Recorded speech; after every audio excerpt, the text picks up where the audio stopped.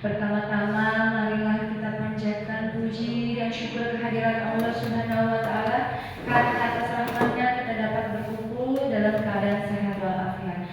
Tak lupa salawat serta salam senantiasa kita haturkan kepada junjungan kita Nabi besar Muhammad sallallahu alaihi wasallam, kepada keluarganya, sahabatnya hingga kita selaku umatnya sampai akhir zaman. Amin ya Allah ya Rabbal alamin. Bapak Kepala Dewan Guru serta CGP Angkatan 11 yang saya hormati dan saya banggakan, alhamdulillah pada siang hari ini kita dapat berkumpul dalam acara diseminasi budaya positif. Adapun susunan acara sebagai berikut: 1 pembukaan, 2 materi, 3 tanya jawab, 4 kesimpulan, dan yang terakhir penutup. Marilah kita buka acara ini dengan membacakan basmalah bersama-sama. Bismillahirrahmanirrahim. Acara selanjutnya yaitu materi diseminasi budaya positif yang akan disampaikan oleh Ibu Indri Maya Lestari SPD. Kepadanya disilahkan. Assalamualaikum warahmatullahi wabarakatuh. Alhamdulillah pada kesempatan ini terima kasih Bapak Kepala Sekolah sudah bisa hadir di tempat ini. Bapak Ibu Guru juga sudah bisa menyempatkan waktu dalam acara menyebarkan pemahaman dan pengalaman penerapan budaya positif di kegiatan pembelajaran guru penggerak. Dan menurut saya ini sangat penting disampaikan karena apa yang saya dapatkan di guru penggerak di pembelajaran di modul budaya positif ini sangat luar biasa terhadap anak kita, tentunya di kelas kita, dan pada saat bagaimana kita menemukan sebuah permasalahan di ruang kelas. Pengertian apa itu budaya positif ya? Nilai-nilai kebajikan diyakini sehingga terbentuk menjadi kebiasaan-kebiasaan di sekolah yang berpihak kepada murid, gitu ya. Dimana tujuannya adalah agar murid berkembang menjadi pribadi yang bertanggung jawab, kritis, dan penuh hormat. Itu adalah tujuan daripada diciptakannya budaya positif ini. Kemudian ada konsep inti di sini ya. Konsep intinya apa? Perubahan paradigma belajar. Kemudian ada disiplin positif, ada nilai-nilai kebajikan, kemudian kebutuhan dasar manusia, motivasi, perilaku manusia, kemudian peran kontrol guru, keyakinan kelas, dan segitiga restitusi. Nah, ini konsep intinya, nanti kita akan bahas satu persatu seperti apa. Nah, kemudian paradigma, perubahan paradigma belajar. Pembelajaran dengan paradigma baru merupakan pembelajaran yang dirancang berdasarkan prinsip pembelajaran berdiferensiasi, sehingga para peserta didik belajar sesuai dengan kebutuhannya berdasarkan tahap perkembangannya. Tujuan utamanya tidak lain adalah mewujudkan profil pelajar Pancasila. Pastinya Bapak Ibu Guru sudah tahu profil pelajar Pancasila ada berapa ya? Nah, iya, 1 takwa, iya, kemudian kedua, iya, ketiga, Bergotong royong, iya, betul, mandiri, kreatif, dan bersama kritis, gitu ya. Kemudian di sini ada berdiferensiasi. Berdiferensiasi itu seperti apa? Jadi berdiferensiasi itu melayani peserta didik sesuai dengan kebutuhannya. Jadi tidak bisa kita samakan si A mau begini, mungkin seperti Bu Uwi sekarang di kelasnya menemukan siswa baru yang luar biasa, pasti akan mendapatkan penanganan khusus, tidak bisa disamaratakan, betul. Maka akan terciptalah nanti tujuan utama kita, yaitu mewujudkan profil pelajar Pancasila. Iya, betul. Untuk selanjutnya adalah perubahan paradigma belajar. Ada yang lama, ada yang baru. Nah, yang lama itu seperti apa?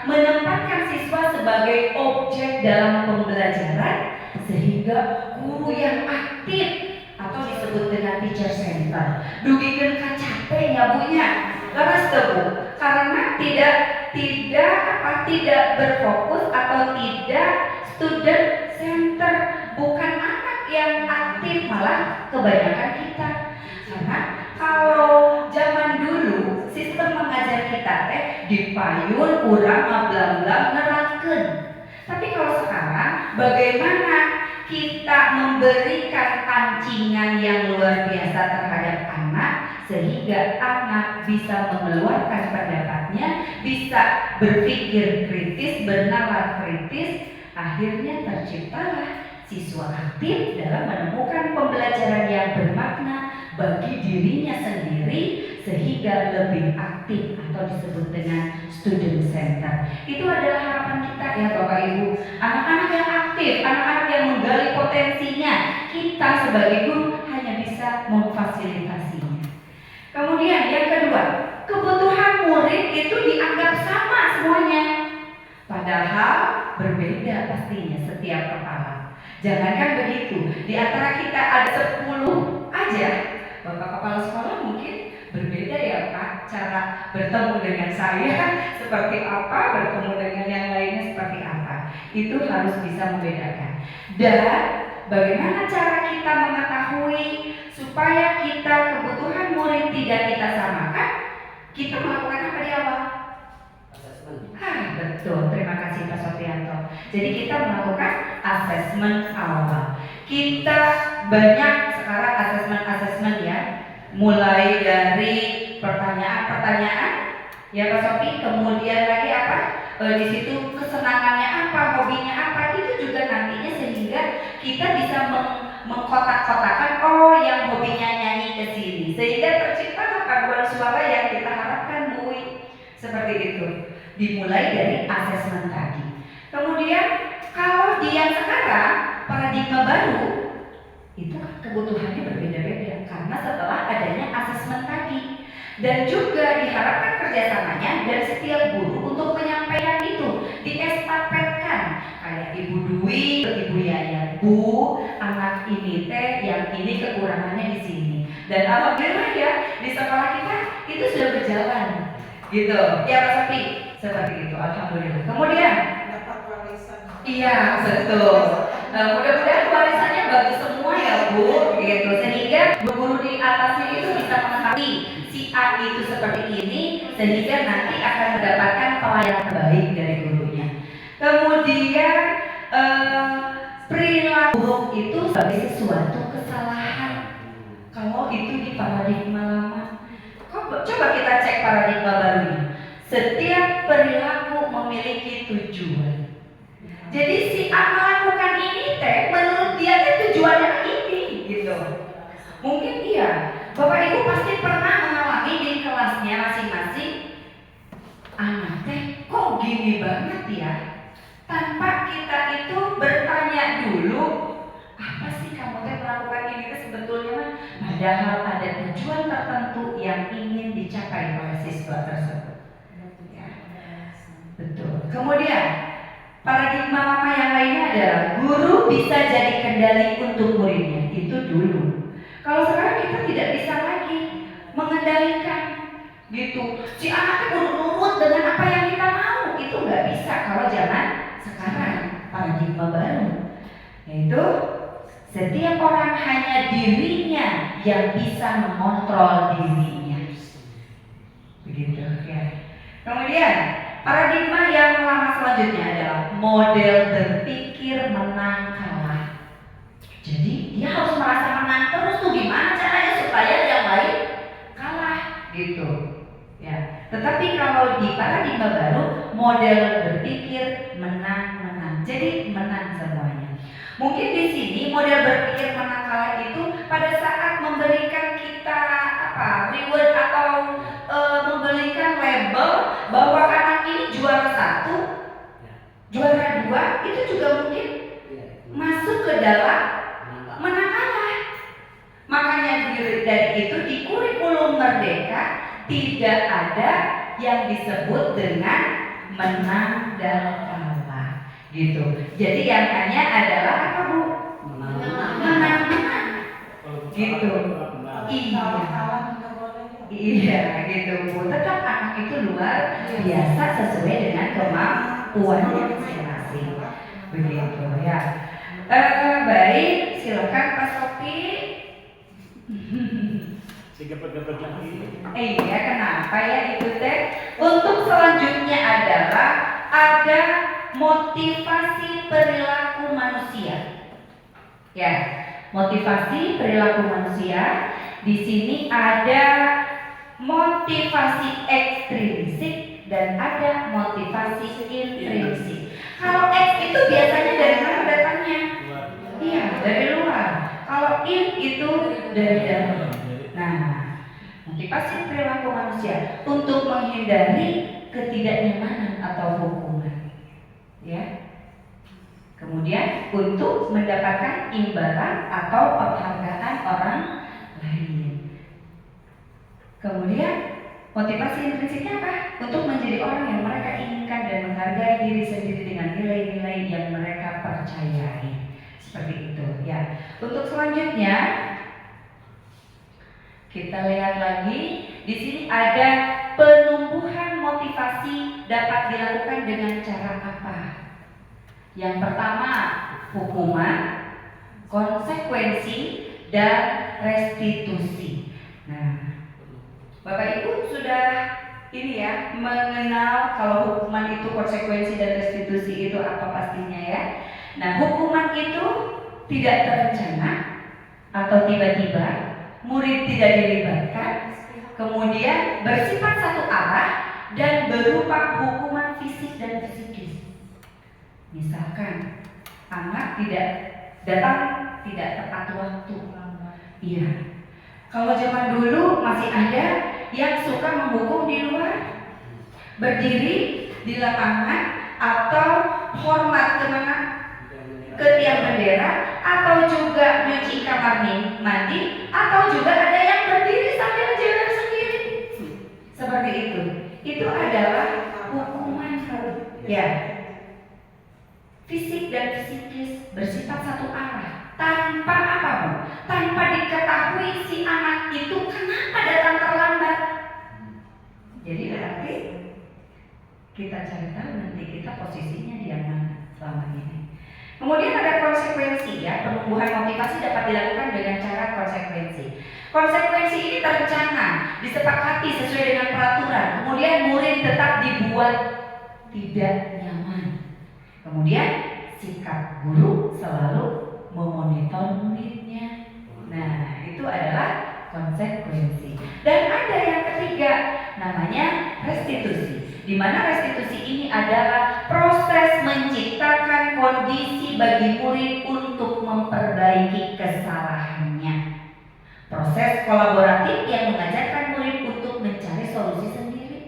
Jadi Bapak Ibu, sepertinya penumbuhan motivasi yang dapat kita lakukan, harusnya kita tidak memilih dengan hukuman, kita tidak lagi memilih dengan konsekuensi, tapi kita memilih lebih kepada dengan restitusi. Begitu. Karena poin terbaik ada di restitusi. Ya, proses menciptakan kondisi bagi murid untuk memperbaiki kesalahannya. Sehingga pada saat kalau melalui restitusi ini, pada saat anak melakukan kesalahan itu, dia itu menyadari kesalahan sendiri dan berusaha dari dalam dirinya ingin melakukan perbaikan, bukan karena orang lain, tetapi karena dirinya sendiri. Seperti itu. Itu yang restitusi dan itu pasti harapan kita tentunya. Untuk selanjutnya, ada juga penghargaan juga hukuman. Nih, penghargaan juga hukuman.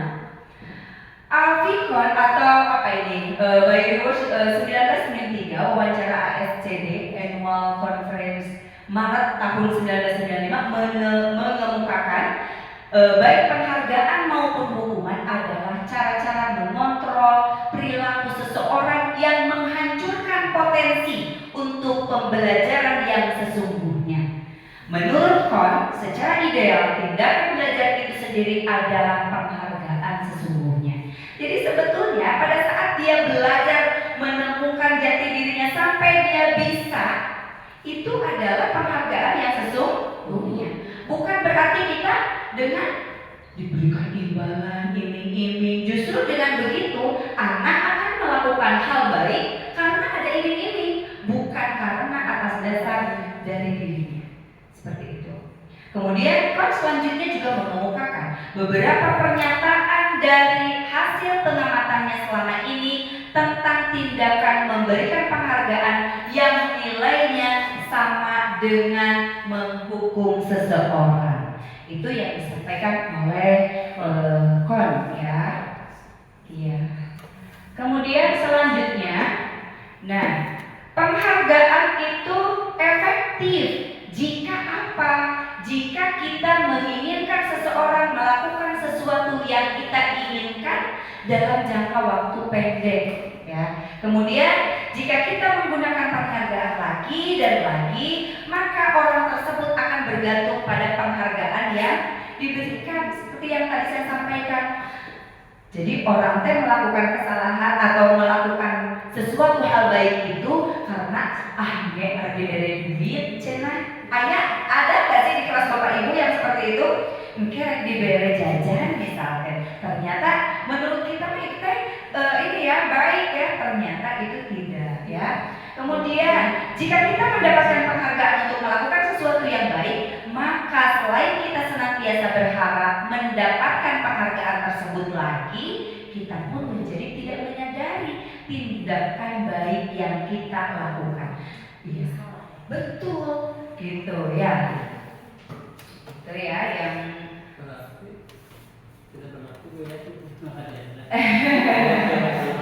iya. Kemudian reward-rewardnya, reward ke gurunya boleh nggak gitu? Itu tergantung kebijakan kepala sekolah ya. Ketika seseorang diberi penghargaan atau dipuji di depan orang banyak, maka yang lain akan merasa apa bu? Ini sok ayahnya di kelas teh tuh gerak jika si A misalkan dibanding-banding itu ternyata sakit banget bapak ibu. Iya, sakitnya tuh di sini kalau kata anak-anak sekarang.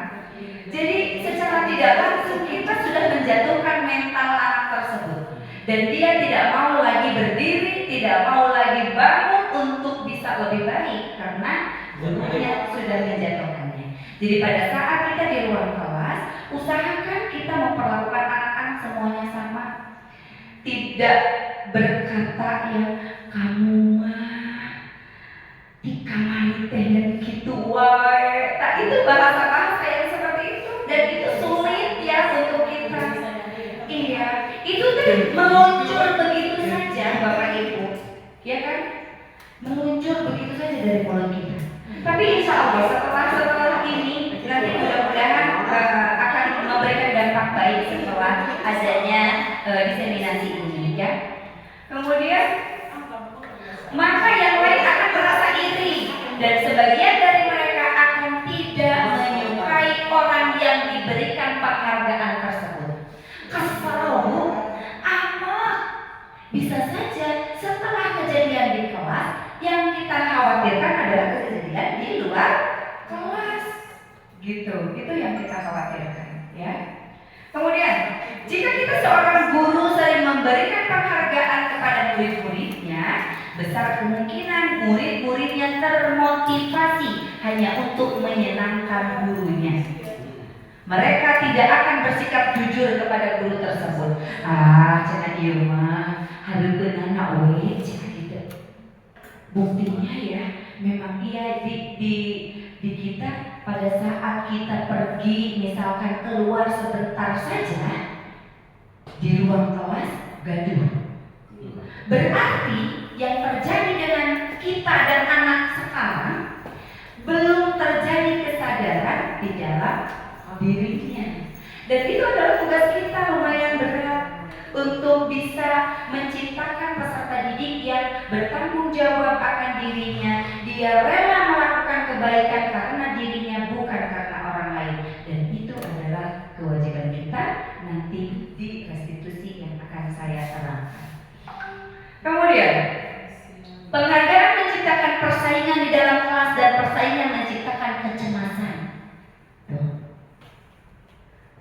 menciptakan kecemasan.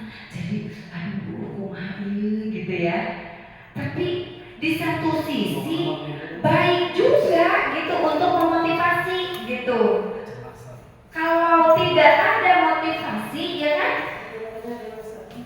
mungkin nanti tidak akan ada apa?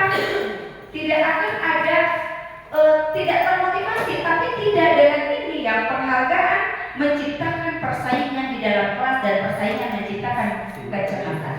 Pak Sofi ada masukan mungkin di ini atau ada tanggapan? Penghargaan menciptakan persaingan di dalam kelas dan persaingan menciptakan kecemasan. Betul itu. Betul, betul ya. Jadi kalaupun harus memberikan penghargaan, usahakan tidak secara verbal. Jadi ini yang sering muncul begitu saja karena secara verbal, secara kata-kata langsung. Jadi kalau mau memberikan penghargaan, misalnya itu bagus, gimana itu sebutnya bagus. Tapi ya cukuplah dengan istilahnya karena kalah enggak di depan anak-anak, karena yang lain itu memberikan timbul kecemburuan ya atau misalkan kalau untuk tangan kita kalau mau verbal pun harus semuanya gitu.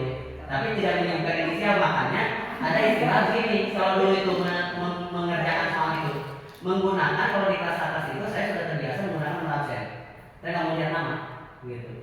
Kenapa? Kalau mau lihat nama, nah seperti di lomba sekarang itu nggak boleh pakai nama identitas sekolah ya. Iya. Karena kadang-kadang timbul ada perasaan apa ya? Gitu. Kalau mau Nanti si dewan jurinya mungkin akan berpihak. nah seperti itu. Ya, Ya. boleh ya. Iya. Boleh Kalau instansi tidak ada nomor. nah ini pun sama, mana kita istilahnya melakukan itu pun sama sih sebetulnya. Jadi penghargaan verbal itu memang menciptakan kecemasan yang Terima kasih ya Pak Sofi. Jadi menimbulkan kecemasan itu memang betul ya, betul sekali. Pada saat ada peserta didik kita yang mendapatkan nilai terbaik misalkan, itu mungkin secara langsung saja, tidak secara dibicarakan secara luas, secara umum. Anak-anak beri tepuk tangan untuk ini gitu.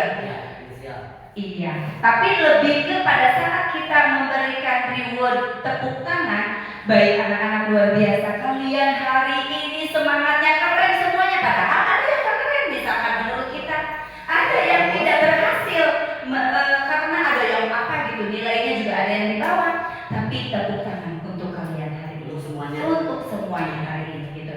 Jadi untuk semua diajak bahwa mereka diberikan penghargaan secara keseluruhan, yang mana teh sudah melakukan itu dengan baik seperti itu ya. Selanjutnya,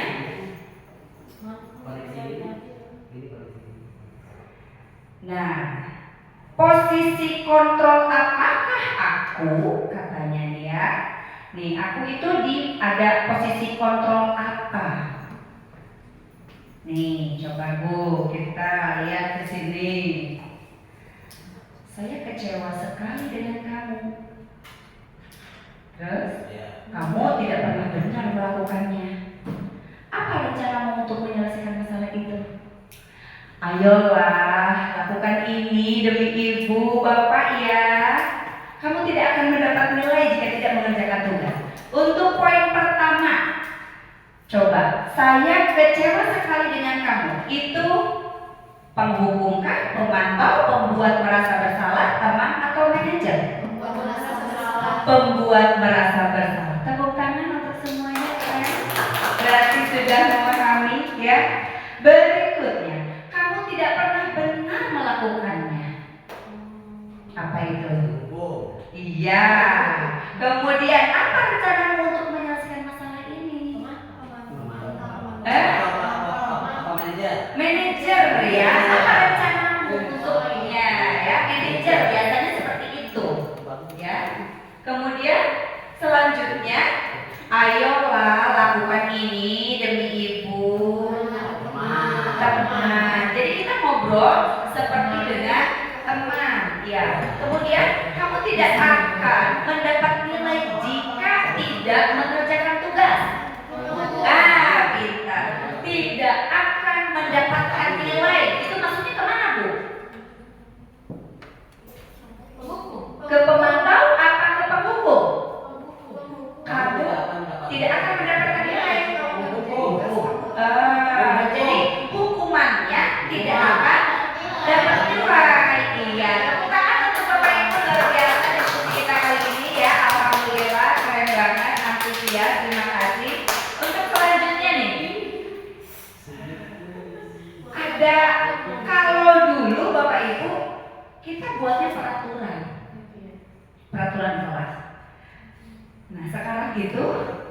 keyakinan kelas. Mengapa keyakinan kelas? Mengapa bukan peraturan kelas? Aku nauncing. Nah ini peraturan kelas itu atau kontrak belajar mencantumkan larangan-larangan dan sanksi-sanksi yang dapat menciptakan atmosfer yang kurang positif. Yo. Jadi itu kalau kita membuat peraturan kelas. Iya, betul Pak Agung. Tidak mau diatur gitu ya. Yang kalau keyakinan kelas, kenapa harus keyakinan kelas? Kesepakatan kelas atau diyakini bersama oleh guru yang dan murid selama proses pembelajaran. Jadi kalau peraturan biasanya dilakukan oleh siapa Bu? Dibuat nanti kadang-kadang oleh gurunya sendiri. Sepihak, satu arah, seperti itu, ya. Beda dengan keyakinan kelas. Kalau keyakinan kelas, anak-anak silakan mengeluarkan pendapatnya. Mereka mau menuliskan apa saja, tempelkan di payung. Setelah itu, guru menyaring. Kalau misalkan dari semua tulisan anak-anak itu sama, bisa diambil yang mewakilinya saja, seperti itu, ya. Itu kenapa harus keyakinan kelas bukan peraturan kelas, ya. Kemudian pembentukan keyakinan kelas itu ada 6 ya Pak Sofi. Kemudian yang pertama yaitu bersifat abstrak, kemudian berupa pernyataan universal, ya. Kemudian dibuat dalam pernyataan positif, sedikit kata agar mudah diingat. Kemudian sesuai dengan kondisi kelas dan sekolah sehingga mudah diterapkan. Kemudian semua warga sekolah atau kelas dilibatkan saat membuat keyakinan. Di sini Bapak Ibu, jadi dibuat dalam pernyataan positif. Kalau peraturan biasanya kalimatnya seperti apa?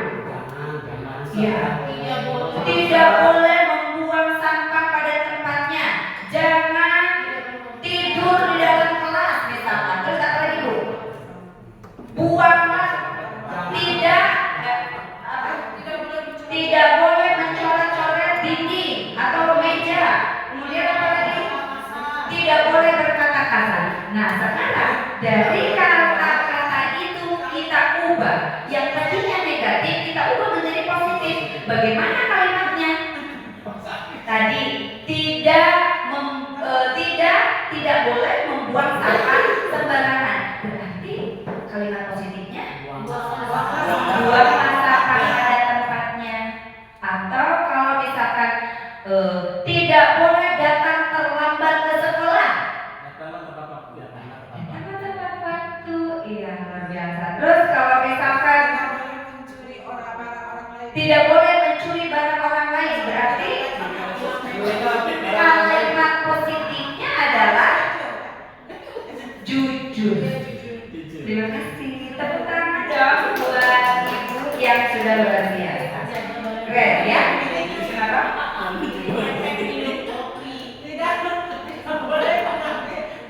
Iya, institusi. Iya, ya. Jadi semua warga sekolah atau kelas, ya, dilibatkan ya Bapak Ibu. Tidak boleh ibu kumaha terbiasa nyerat misalkan ya di kelas 1. Ayah nanti terbiasa nyerat. Boleh berkata-kata. Dia menurut kamu apa sih nak yang nggak boleh dilakukan gitu. Jadi dia mengungkapkan pendapatnya melalui lisan. Atau kalau misalkan anak ini nggak mau ngomong juga, nggak bisa nulis juga, bisa melalui gambar. Kalau misalkan dia hobinya menggambar. Jadi banyak cara ya Bapak Ibu supaya anak didik kita tetap terlibat di dalam pembentukan keyakinan kelas. Jadi jangan sampai dianggap si eta mah mau ngasih pendapat lah eta mah. Jangan dianggap wah eta mah Bu. Kita tidak boleh begitu gitu ya. Kita sebagai guru harus betul-betul melayani semuanya, menampung aspirasi mereka semuanya seperti itu. Ya, jangan dianggap anak itu tidak berkemampuan ya. Dan sampailah kita, iya, ada Rais ya Bu. Rais itu juga membutuhkan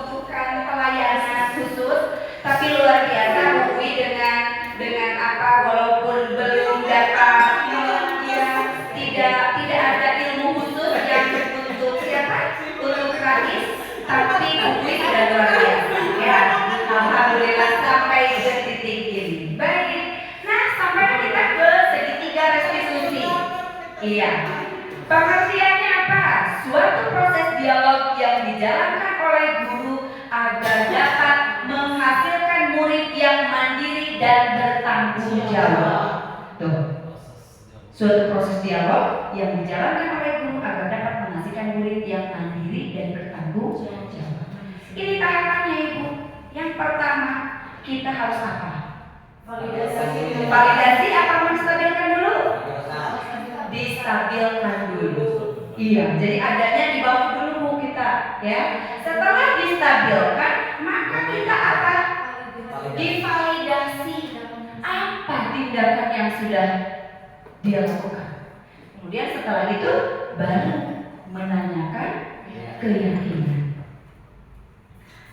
Ada nih anak misalkan kejadian si A itu dia misalkan mengejek temennya, dia mendapatkan nilai 100, temennya dapat 60. Tiba-tiba dia bilang begini, kamu mah dapat nilainya 60, makanya belajar. Gimana orang nggak belajar misalkan begitu. Nah itu ada masalah seperti itu. Berarti si guru kan si ini tuh nangis yang geledek tuh, ngehing-hing nangis. Kumaha si ibu guru ada yang ngasih tahu tuh sama gurunya bahwa ada si B nangis karena si A ini mengejek karena nilainya kecil, si B nilainya tinggi. Pada saat si ibu tidak langsung nemuin si A, tetapi si ibu nemuin yang nangis terlebih dahulu. Nah, kenapa kamu nangis? Itu Ibu, teman itu si itu tadi ngejek aku. Dia ngasih aku, katanya nilai aku kecil. Baik, tapi nggak apa-apa, nanti berarti kamu harus lanjut lagi belajarnya. Nanti kamu si A akan Ibu bicara nanti sama si A begitu ya. Barulah kita menemui si A. Nah, si A ini kita panggil. Nanti Ibu tunggu kamu di kantor ya, gitu. Panggil ke kantor. Setelah sampai di kantor, ditanyakan dulu tuh, menstabilkan. Mukanya si guru harus bagaimana? Senyum. Harus senyum, nggak boleh kasar ya. Walaupun kita dalam keadaan dalam hati memang luar biasa kesal, tapi guru tidak boleh marah pada saat menstabilkan peserta didik yang melakukan kesalahan. Iya, Rais, anak ibu saya, gitu. Ada hal seperti itu, ya. Oke, nah setelah distabilkan, nah kamu hari ini happy, gitu. Happy, gitu. Iya, pantasan ya terlihat dari kamu yang ceria hari ini, misalkan begitu. Iya, itu menstabilkan dulu. Setelah distabilkan, baru divalidasi tindakannya. Tadi ada teman kamu datang ke ibu. Si katanya kamu tadi bikin nangis temennya. Kenapa? Gitu. Terus kata si itu, saya senang aja Bu, dia kan nilainya kecil, aku kan besar Bu, gitu. Oh, kamu senang ya kalau teman kamu itu dapat nilai kecil itu kamu gede, terus kamu bangga ya? Iya Bu, kamu bangga boleh dengan apa yang sudah kamu capai, tapi kamu tidak boleh menyakiti teman kamu, gitu. Ya, seperti itu. Itu namanya memvalidasi tindakan yang salah. Setelah itu apa, Pak Sofi? Kemudian diyakini ya. Kemudian kita apa? Tahap selanjutnya adalah menanyakan keyakinan. Ya, menanyakan keyakinan. Seperti apa? Kalimatnya seperti ini. Keyakinan mana yang sudah kamu langgar? Keyakinan kelas mana yang sudah kamu langgar? Keyakinan kelas tidak menghargai orang lain Bu. Oh iya. sudah menyadarinya, apa yang harus kamu lakukan untuk memperbaikinya? Saya akan meminta maaf kepada si A, si B, karena saya tadi sudah melakukan kesalahan, dan saya akan apa? Akan membuat apa? Kesepakatan atau bukan kesepakatan, keyakinan ulang. Jadi di apa itu namanya Pak Sofi? Dikuatkan kembali. Apakah keyakinan ini harus dilanjutkan? Gitu ya Pak Sofi? Ini bagaimana ini disepakati lagi keyakinan kelas ini? Gitu. Ditanyakan lagi kepada anak-anak kita di ruang kelas setelah kita menanyakan atau menyelesaikan masalah dengan si A tersebut. Seperti itu ya tahapan restitusi. Tapi teman-teman saya yang setelah mengikuti guru penggerak dan setelah mengetahui begitu hebatnya tahap restitusi ini, Bapak Ibu, mereka tidak lagi marah, mereka tidak lagi, betul-betul mereka bisa mengontrol emosi. Dan mudah-mudahan kita setelah di seminar ini ada yang bisa kita perbaiki ya, tentunya Bapak Ibu. Kemudian, nah, membuat stabilitas identitas. Kalimat-kalimatnya contohnya seperti apa? Tadi mungkin Ibu Yayat juga sempat pengen tahu ya, kalimatnya seperti apa sih? Berdasarkan prinsip membuat kesalahan adalah bagian dari proses pembelajaran. Berbuat salah itu wajar, Mak, gitu. Jadi kalimat-kalimatnya contohnya seperti ini. Tidak ada manusia yang sempurna. Jadi kata-kata bijak. Betul, Ibu, luar biasa. Ibu atau Bapak juga pernah kok melakukan itu. Hanya saja, iya, begitu. Setelah begitu deh, ditambahin kata-kata selanjutnya. Kemudian tidak ingin mencari siapa yang salah, tetapi Bapak atau Ibu ingin mencari solusi dari permasalahan ini. Kemudian kamu berhak merasa kecewa dan marah seperti itu ya. Itu untuk menstabilkan identitas. Bagaimana tahapan untuk memvalidasi tindakan yang salah? Kalimatnya seperti apa? Kamu pasti punya alasan kenapa kamu melakukan itu. Begitu ya Pak Sofi? Kemudian yang keduanya, padahal kamu bisa saja melakukan yang lebih buruk dari ini ya, gitu. Jadi ada lagi yang lebih parah, gitu, betul. Kemudian kamu patut bangga karena melindungi sesuatu yang penting bagi kamu. Jadi seperti kasus yang tadi disampaikan oleh saya, itu si A ini dia bangga karena dia mendapatkan nilai besar. Jadi pengen memotivasi sebetulnya ke temannya, makanya kamu tuh diajar supaya dapat nilai kayak saya, begitu. Padahal setiap anak kemampuannya berbeda. Si A nggak cukup dengan ngapalin semalam langsung nilai baik, si B mah semalam nggak bisa gitu, makanya nilainya di bawah. Kemudian kamu melakukan ini karena mempertahankan yang penting bagi kamu. Jadi seperti di kelas kita ya, di ruang-ruang kelas kita Bu Ais, ada si A, si B, itu juga dia kalau menonjol, kalau apa dia mempertahankan dirinya, ternyata ya melindungi dirinya seperti itu. Kemudian yang selanjutnya adalah iya betul Ibu. Nah selanjutnya adalah menanyakan keyakinan kelas berdasarkan prinsip teori kontrol bahwa pada dasarnya kita termotivasi secara intrinsik. Ya, intrinsik itu apa Bapak Ibu? Intrinsik itu dari dalam diri. Iya, betul sekali. Apa keyakinan kelas kita? Apa keyakinan kelas yang sudah kita buat, nah? Kalau ternyata ada di sana, berarti dia harus mengingat, selain bukan cuma mengingat, tapi dia juga harus tahu bahwa keyakinan kelas yang mana yang sudah dia lakukan atau dia langgar.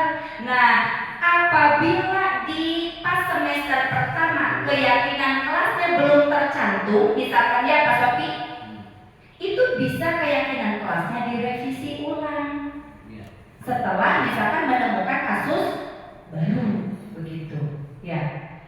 Kemudian nilai-nilai apa yang telah kita sepakati bersama? Kan ada gotong royong, nilai-nilai kebajikan, perbuatan-perbuatan baik gitu ya, seperti kerjasama, tepat waktu, kemudian membuang sampah pada tempatnya dan lain-lainnya ya. Kemudian kamu menjadi orang yang seperti apa? Kalau kamu melakukan ini, berarti kamu begini, gitu. Kamu ini seperti itu. Ya, seperti itu. Kamu menjadi orang yang seperti apa? Luar biasa ya Bapak Ibu. Sampai saat ini kira-kira tentang diseminasi budaya positif ini ada nggak sih yang kira-kiranya Bapak Ibu tidak? Apa sih Bu Indri? Ada yang belum dipahami misalkan begitu? Sudah ada tidak? Setelah tadi mempelajari itu ada gambaran pastinya ya. Kemudian pemahaman apa yang sudah didapat dari kegiatan diseminasi ini? Silakan. Pemahaman yang saya sudah dapatkan setelah kita bersama-sama belajar mengenai diseminasi budaya positif, yaitu bahwa memang kita itu kepada peserta didik jangan sampai ketika anak melakukan kesalahan kita langsung menjudge anak itu salah, tapi harus menjelaskan dulu kenapa bisa seperti itu, ada alasan tersebut. Jadi kita itu harus si anak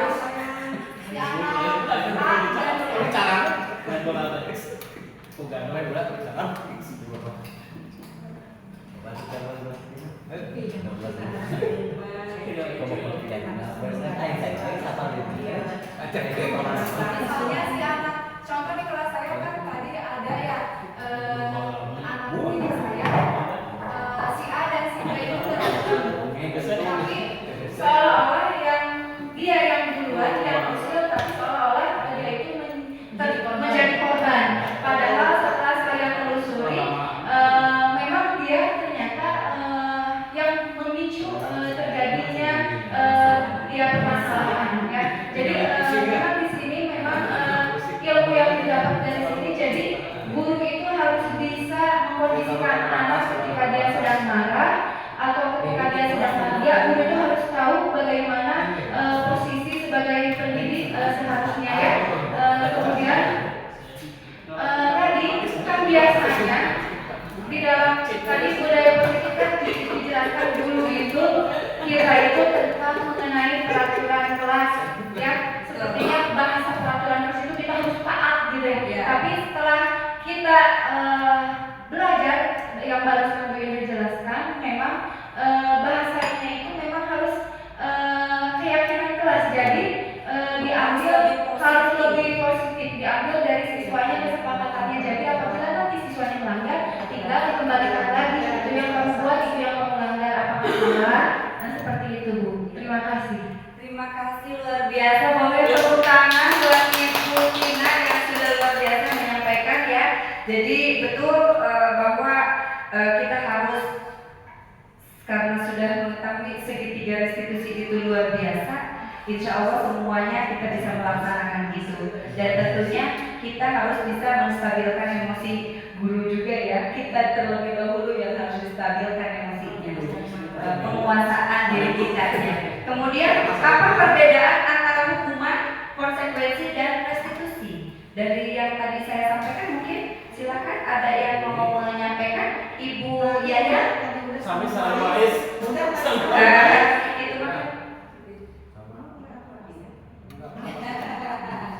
Ya, silakan Ibu Yaya. Sama Bu. Ya, saya Ibu. Terima kasih kepada Bu Indri yang telah memberikan kesempatan kepada saya ya. Tapi di sini memang saya ini sekarang jadi anak nakal ya. Karena ngantuk, kenapa banyak bicara melawan ngantuk begitu. Jadi sebenarnya jadi pemahaman itu kurang karena tidak fokus ya. Jadi tadi apa perbedaan hukuman? Kalau menurut Ibu saja seperti apa, nanti kita boleh yang lain nanti menambahkan. Jadi kalau hukuman itu kan apalagi sekarang itu sudah tidak boleh dia di sekolah itu, kecuali ada namanya itu bukan hukuman tapi harus semacam memberi motivasi gitu ya. Nah, jadi kalau hukuman itu menjatuhkan minta anak, kemudian kadang kita itu seperti misalnya anak datang kesiangan langsung kita hukum ya, padahal kita belum tahu, harusnya ditanya dulu kenapa misalnya kamu datang terlambat. Setelah pernah melihat video dari Cina ya, anak itu satu kali datang ditanya kenapa itu sama kemudian dipukul tangannya, dia memberikan alasan. Keduanya datang dia terlambat dipukul lagi, tidak memberi hukuman. Ketiga datang itu setelah itu gurunya itu kalau guru itu kan walaupun kita itu kadang tegas ya kadang galak kepada kita kepada anak, intinya supaya anak itu berubah ya. Ketika itu dia ikuti anak itu kenapa setiap hari itu kesiangan ya, kemudian sama gurunya itu diikuti, ternyata dia itu ibunya itu sedang sakit di rumah sakit, dia mengurus anak gitu ya. Nah setelah itu jadi gurunya itu malah menangis, jadi dia kan sudah sedih, dia merasa bersalah ya. Jadi guru itu setelah ini jangan jangan langsung menghukum, jangan langsung ternyata setelah itu ibunya itu sedang sakit di rumah sakit, nah maka guru itu merasa bersalah karena dia itu seolah-olah anak itu udah di salah gitu ya. Nah jadi harus memberi kesempatannya untuk ke depannya ya, kalau yang sudah tadi untuk ke depan itu anak itu supaya mengungkapkan alasan. Beda lagi dengan misalnya anak itu memang malas itu boleh kita memberikan hukuman, tapi kalau sekarang itu kan misalnya anak itu disuruh menghafalkan doa ini jadi supaya hukuman itu yang positif ya. Kemudian tadi yang konsekuensi. Nah, kalau konsekuensi itu kan misalnya anak itu sudah jelas melakukan kesalahan, maka bukan menghukum kalau konsekuensi itu. Jadi anak itu harus mempertanggungjawabkan kesalahan apa yang sudah dia perbuat, atau misalnya merugikan orang lain ya. Tadi kan contohnya menumpahkan minuman, kemudian mencoret-coret buku temannya ya harus diganggunya. Itu kalau konsekuensi. Kalau yang restitusi itu tadi kita itu harus segitiga restitusi. Jadi menyelesaikan masalah jadi supaya anak itu dia kan supaya ada perubahan ke arah yang lebih baik. Itu mungkin, tapi mohon maaf. Luar biasa Bu. Assalamualaikum warahmatullahi wabarakatuh. Ada pertanyaan tidak? Oh, ada, boleh.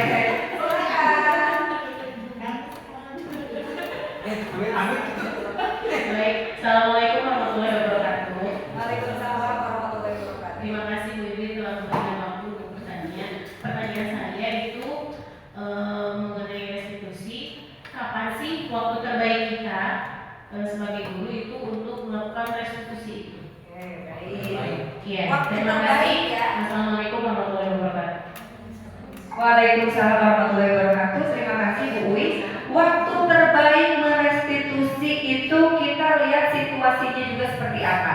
Ada yang harus kita lakukan tindakan saat itu, gitu. Ada juga yang bisa nanti, ya, gitu. Bagaimana situasi kondisi pada saat itu kejadian itu terjadi. Misalkan seperti halnya tadi di kelas saya ada satu anak yang memang itu kebetulan saya melihat banget kejadiannya gitu. Kan saya tanya dulu akhirnya kan, ini kenapa kan direstitusi pada saat itu. Kebetulan situasinya memang sudah tidak dalam kondisi belanja, gitu ya. Jadi ada yang harus diambil tindakan secepatnya, ada yang bisa nanti pada saat gitu. Iya, waktu luang kita kapan? Gitu. Jadi tergantung kepada situasi kita seperti apa. Apakah kejadian itu misalkan di ruang kelas dan memang itu membutuhkan penanganan saat itu, berarti anak harus direstitusi pada saat itu juga. Dan tentunya sebelum kita itu ke anak, kita pengendalian kita yang harus betul-betul terjaga dengan baik begitu ya, termanage. Di rumah kesel sampai rumah sampai sekolah jangan gitu ya. Pokoknya anak senyum aja kalau udah ketemu sama anak-anak begitu ya. Begitu luar biasa ya. Pokoknya jadi dari kesimpulannya mungkin ya, kesimpulan dari kegiatan kata kali ini adalah kita harus memvalidasi dulu di mana ada kejadian itu, di mana kita harus memvalidasi, menstabilkan dulu emosi, kemudian memvalidasi dan menanyakan keyakinan. Itu segitiga diskusi, dan itu tuh luar biasa banget kalau menurut saya pribadi. Dan mudah-mudahan Bapak Ibu sekalian bisa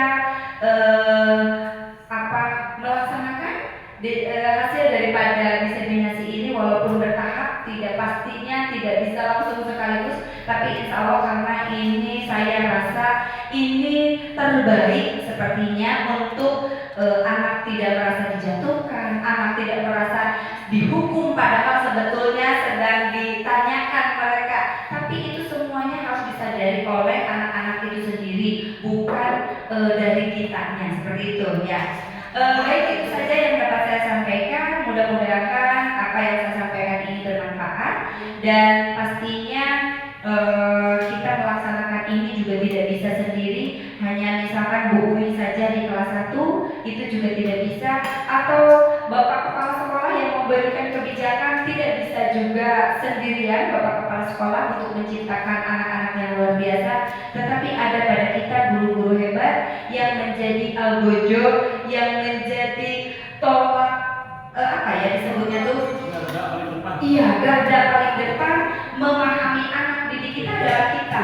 Bapak Kepala Sekolah itu tidak mengetahuinya, hanya memberikan kebijakan seperti ini, kita yang harus tahu situasi kondisi di lapangan. Dan insya Allah guru-guru Purwasari 2 luar biasa di bawah pimpinannya Bapak Memen, insya Allah Puri 2 walaupun personilnya sendiri, insya Allah bisa menciptakan anak-anak yang luar biasa. Terbukti di SMP kita anak-anaknya luar biasa juga, alhamdulillah. Sedikit mungkin penyampaian dari Bapak untuk saya. Kalau tadi mungkin sekarang sedikit saja dari Bapak. Baik Bapak dan Ibu peserta seminasi pada siang hari ini, alhamdulillah apa yang disampaikan sama kedua CGP ini ya, materi yang sama dengan format penyampaian yang berbeda ya, dengan skala yang berbeda ya, tapi akhirnya ketemu adalah ketemu pada tujuannya, yaitu diskusi ya. Jadi seorang guru bukan hanya kita pandai mengajar, membimbing ya pada anak, tapi tentu saja harus memposisikan anak, mempelajari karakter anak supaya anak lebih siap lagi untuk belajar. Secara materi, guru harus bisa menguasai materi dan tapi lebih menyiapkan materi sesuai dengan kemampuan anak. Diferensiasi. Bukan hanya itu saja, tapi secara fisik guru harus betul-betul mengetahui anak itu siap atau tidak belajar. Ketika anak tidak siap belajar karena salah hal, tentu saja guru tidak langsung menjustis anak itu tidak mau belajar. Tentu saja kita harus lebih memahami lagi latar belakang anak, sehingga anak pada akhirnya semua bisa mendapat pelajaran yang baik. Ya, tepuk tangan untuk guru. Terima kasih, materinya sangat bermanfaat. Terima kasih Pak. Baik, terima kasih sekali lagi saya sampaikan. Terima kasih kepada Bapak Kepala Sekolah. Terima kasih sekali lagi pada guru-guru hebat. Dan saya mohon maaf atas segala kekurangan. Wassalamualaikum warahmatullahi wabarakatuh. Waalaikumsalam warahmatullahi wabarakatuh.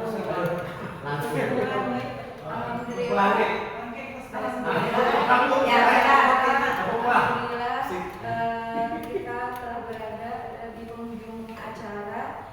Mudah-mudahan pada kegiatan hari ini memberikan ilmu untuk kita semua, pengalaman kita semua, bagaimana cara menghadapi peserta didik kita. Baik Ibu dan Bapak, kita tutup acara ini dengan membacakan hamdalah bersama-sama.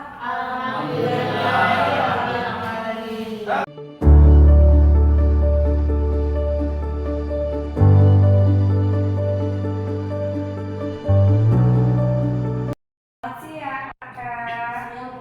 Nah, apa kabarnya hari ini, Kak? Alhamdulillah baik, Bu. Alhamdulillah. Kak, gimana perasaannya kamu hari ini? Saya happy aja, Bu. Iya, terlihat dari wajah kamu ya yang cerah hari ini, ceria, ya senyum terus. Tapi Ibu melihat beberapa hari ini kamu datang terlambat ke sekolah, itu kenapa ya? Karena saya bermain game larut malam, Bu. Bermain game? Oh, bermain game. Kenapa bisa sampai larut malam main gamenya? Karena saya diajak teman-teman saya untuk mabar. Oh gitu ya. Kalau menurut Ibu bermain game boleh nggak Bu? Boleh, asal jangan sampai larut malam ya. Jadi boleh main game tapi tidak boleh sampai larut malam ya. Kemudian apa akibatnya nih Arka kalau kita tidur sampai larut malam? Akan bangun kesiangan dan datang ke sekolah terlambat. Iya benar. Jadi kamu akan datang terlambat ke sekolah, tidak bisa tepat waktu, kemudian lagi bangunnya pasti akan kesiangan. Ya. Nah, Arka Putra, menurut kamu itu apakah sudah sesuai dengan keyakinan kelas kita? Belum, Bu. Belum ya. Keyakinan kelas mana tuh yang sudah kamu langgar? Keyakinan disiplin kelas. Disiplin kelas. Jadi disiplin datang tepat waktu, kemudian disiplin dalam belajar ya, itu kemudian disiplin apalagi banyak ya. Nah itu harus ditepati dan ditaati keyakinan kelasnya. Kemudian Arka apa selanjutnya apa yang akan kamu lakukan untuk memperbaiki? Saya tidak akan mengulanginya lagi dan tidak akan bermain game sampai larut malam.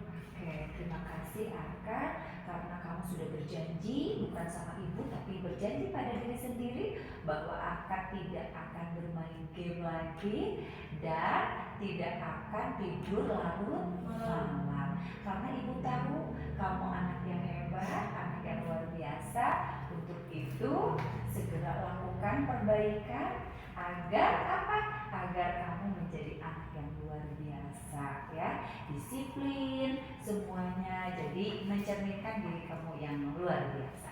Terima kasih sudah datang ke sini dan kamu hebat. Terima kasih sekali lagi. Assalamualaikum. Terima kasih ya. Irsa. Alhamdulillah baik, Bu. Oke, kelihatannya kamu senang banget hari ini. Iya, Bu. Iya. Nah, Irsa, tadi ibu dengar dari teman kamu, katanya kamu mengejek Arka Putra. Itu kenapa? Karena Arka Putra nilainya lebih kecil. Jadi pada saat ulangan, Arka Putra nilainya lebih kecil dari kamu. Ya, Emang kamu dapat nilai berapa? saya tahu. 100? Ya. Oh, dia dapat nilai 100 ya. Jadi si Arka dapat nilainya 60. Oh gitu. Nah sekarang apa perasaan kamu setelah mengejek teman kamu?